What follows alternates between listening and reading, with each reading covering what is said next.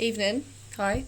So I kind of share these as like a little bit of like a diary, but also just for sharing, like the different sides of the way people view things and your perception of something, and just helping share those emotions. And people connect with all different kinds of things these days, and people want to have a connection to how they feel and know that other people are feeling the same. So I feel like these are good places to share your intrusive thoughts and your crazy little feelings and I wanted to talk about being in love, and I wanted to share the analogy of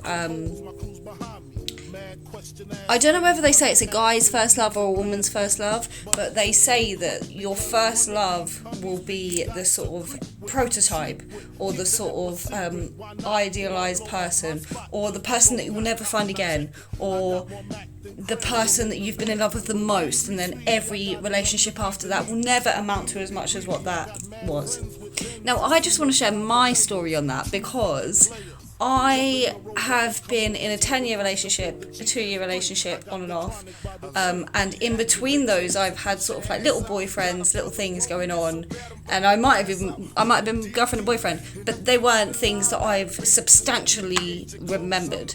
I think I've just made a word up, but it's fine, we're going to move on. So as I'm thinking about it, when I'm relating to this, I'm thinking that my first relationship that I was in when I was 2 weeks before my 18th birthday for 10 years would be supposedly my first love. Now, it's not. It's not. So I want to share something on the fact that, so my second relationship with the 2-year guy that was on and off, I'm going to stand here now and say that was the love of my life. Now, I know that.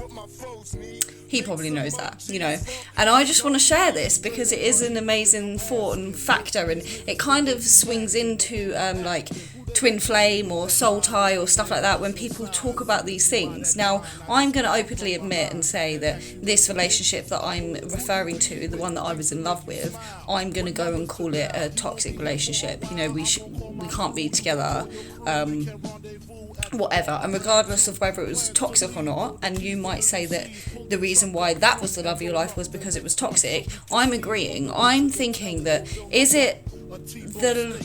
the love of your life the person that has caused you the most pain, the most anxiety, the most want and need for them, and something that isn't quite yours but you want it to be yours? Like, is that the thing that is the love of your life?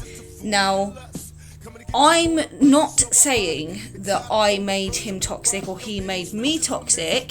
We just was toxic together. And unfortunately, if I had any insecurities, he didn't bring out the best in me, vice versa. Now, it's really sad when you think about it because we just couldn't get it together. And we just couldn't sort it out, and we were so hurtful and hateful towards each other, when actually I truly believe that we just had so much love to give each other. And that is where it swings into twin flame thing, or soul ties, or karmic ties, because we obviously definitely had a lot of love for each other, but we also had a destined path to show each other something and teach each other something, whether they've learned from that or I've learned from that. I truly believe I've learned from that. And right now, today, I would love to go back and say, let's work this out, but inevitably I don't think it would work, and maybe it was for a season, not for a lifetime, and because if it was meant to be, it would be right now. It would be. I wouldn't need to chase it, vice versa. Yeah. But ultimately, I would like for us to be able to be together. I just know we can't. But also it's that thing of don't go back, and also don't go to something that's caused you such great pain.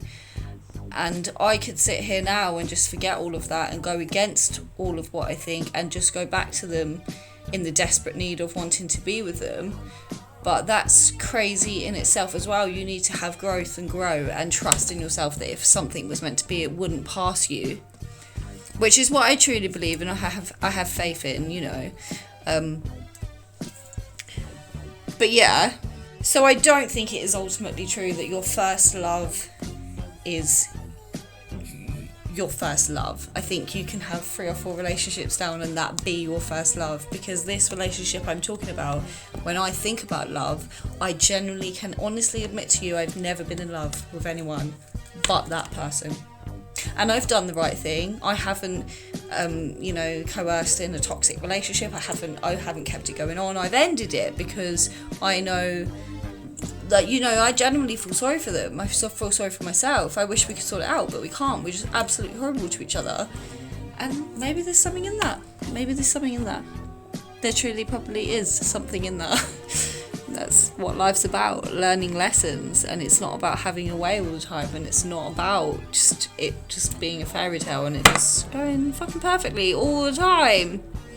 Love a bit of that. Now, I think that when something like this happens to you, whether it's been an easy person to let go of, like whether you can let go of them because they've abused you or they've hurt you or they've cheated on you or whatever the situation is, for me, it's that we are toxic together and he has done things that I can sit here and say I can't be with him for that. But I would forgive him. But it's a difference. Like, it's about learning those lessons. Learning the lesson that you regret not doing, and that's why you're not together. And it's about doing that in your next relationship. It's about doing that with yourself. It's about sticking to your boundaries. It's not about texting them and calling them when you've gone cold, whatever, or it's not about any of that. There's no chasing anything. Don't chase anything in life. Let it come to you. Even if you're really thinking about it every day and you're really wanting to be with that person, like it's got to be a two-way thing. It's got to be a two-way street. So I do genuinely feel like that is love. Like, you need to learn that the grass isn't greener. It's about how much love you put into something. You will have regrets if you don't follow your heart, and you're just going to have an ego-ridden, thought process every time you're interacting with your partner. Then you're gonna regret it, and you're gonna regret things, and that's that. So we all need to love ourselves to be able to love someone else, to be able to let them love us. And once we reach that, we will be able to love properly, and we won't be this ego-ridden, and we won't have regrets in the future. And love who you are and love who you're gonna get. Because you might regret that one day and you might wish that you could have that person again. So, yeah.